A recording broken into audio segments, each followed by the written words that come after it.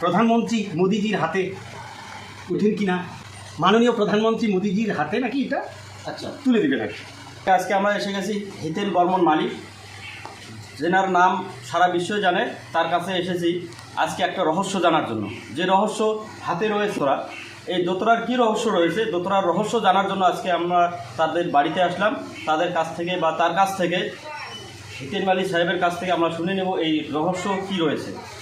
তো কাকা, এই দোতরার রহস্য কী রয়েছে একটু সবাইকে জানিয়ে দেবেন। এই দোতারাটা মানে উত্তরবঙ্গে বাঁচবে না। আচ্ছা, এই দোতারাটা আমাদের কোচবিহারের যে বিজেপি পার্টির যে নেতা সকল রয়েছে বড় বড়, তারা নাকি আমাদের ভারতের মাননীয় প্রধানমন্ত্রী মোদিজির হাতে নাকি এটা আচ্ছা, তুলে দেবেন আর কি। যার জন্য এত সুন্দর হ্যাঁ, সুন্দর করে হ্যাঁ। বানিয়েছেন আপনি, একটু ঘুরে দেখান। তো আমি এই আমি- নকশা মানে আমরা সহজে তো দেখতে পারি না, এত ডিজাইনের দোতরা। হুম, হুম। তো আপনি এত কষ্ট করে এত মেহনত করে বানিয়েছেন, সময় কয়দিন লেগেছে এখানটা? এটা মোটামুটি 20 দিনের মতো। 20 দিনের মতো লেগেছে। হ্যাঁ, 20 দিনের মতো। তো ওইখানতে আপনি কি কি লাগিয়েছেন, মানে কাঠ কি লাগিয়েছেন বা আরও রহস্যজনক কোনো জিনিস ভিতরে দিয়েছেন কি না, এটা একটু জানাবেন।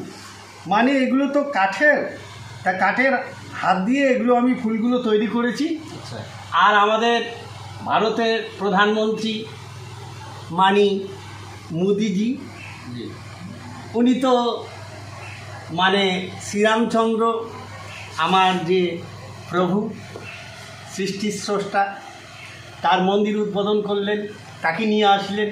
আমি মনের ফাঁক থেকে আমি এখানে তৈরি করেছি বলরাম। আচ্ছা, এখানটায় বলরাম। হ্যাঁ, ক্যামেরাম্যানকে বলবো আর হার মহাদেব একটু ভালো করে। সেটা হলো বলরাম। উনি আচ্ছা, এই ধরাধামে শুয়ে আছেন, সেটা আমি তৈরি করেছি। এখন জানি না বলরাম বাবাজি এবং প্রভুজি দেখি এই দোতারাটা মানি প্রধানমন্ত্রী মোদিজির হাতে উঠেন কিনা, আমি এই কামনায় আছি।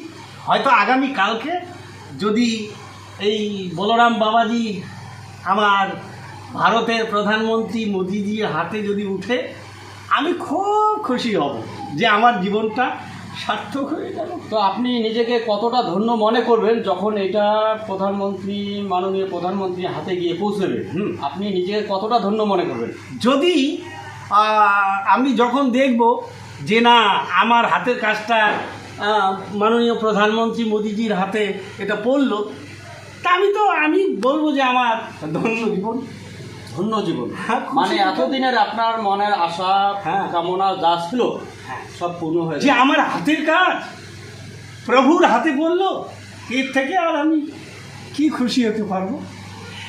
অতিরিক্ত খুশি। তো আপনার চোখ দিয়ে জল পড়ে গেছে। এটা খুশিতে, কান্না তো কান্না দুঃখে আসে, আবার খুশিতেও আসে, কামনা বাসনাও থাকে। এটা যদি হাতে পড়ে, তা আমি বলবো আমার শিল্পী জীবনটা আমার একটু ধন্যর পথে এগিয়ে গেল। যতক্ষণ ওঠে নাই ততক্ষণ তো আমি চিন্তায় থাকবো, আর উঠলে পরে আমি খুশি হব। এটাই। আপনার শরীর একদম আনন্দে ভরে গেছে, কিন্তু চোখে জল এসে গেছে। এই দোতারাটা আমার হাতে উঠলে আমি কত খুশি হব। আমি এটাই তখন বলবো, মানুষগুলো আমি জন্ম নিয়েছি, মানুষ জীবন আমার ধন্য হয়ে গেল। এটা খুশিতে, এটা দুঃখে নয় তো। তো দেখতে পারলেন আপনারা, কিন্তু যে বানিয়েছে এত মেহনত করে কষ্ট করে, তিনি কিন্তু এই দোতরার উপলক্ষে নয়, এই দোতরা গিয়ে পৌঁছবে প্রধানমন্ত্রী, মাননীয় প্রধানমন্ত্রীর হাতে, যার জন্য ইনি খুব খুশি আর আনন্দ। আজকে এই আনন্দের কারণে চোখ দিয়ে জল আসছে। এটা একটা বিশাল রহস্য, যার জন্য এই রহস্য জানার জন্য আজকে আমরা এই হিতেন বর্মন মালির কাছে আমরা এসেছি।